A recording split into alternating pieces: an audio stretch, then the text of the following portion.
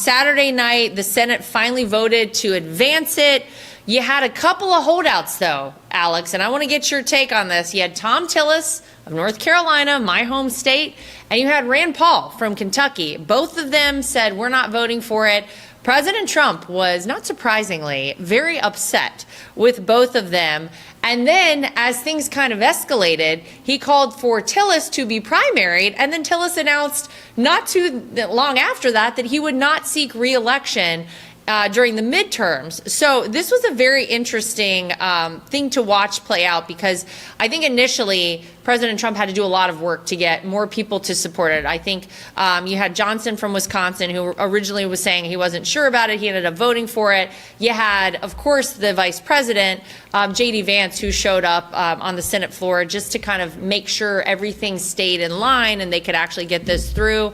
The two who didn't vote for it on the Republican side, now we know what's happening to Thom Tillis. Does it surprise you with Rand Paul, though, that he was a holdout on this, Alex? It doesn't. Rand Paul is a great American, and he's one of my favorite senators, but you take the good with the bad with him, and he just will not raise the debt ceiling, and he's never done so for more than, a few months at a time, or if at all.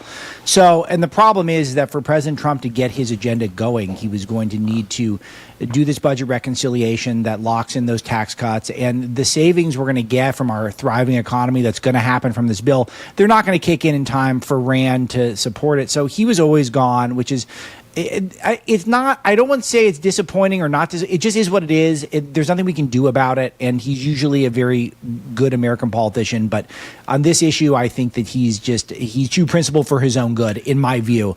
Tillis, though, has just become a problem. Remember, he was very negative on the Hegseth pick. How's that looking today after the Iran strikes? He was very negative on the Ed Martin pick, which was one of the best picks that Trump made. I thought a surprisingly great pick, and Ed Martin went down, but he's a great conservative warrior, and it's just, the base is just going to be fed up with it, and I think he would have gotten his butt kicked in a primary. So now we're not going to have to see it. So good riddance.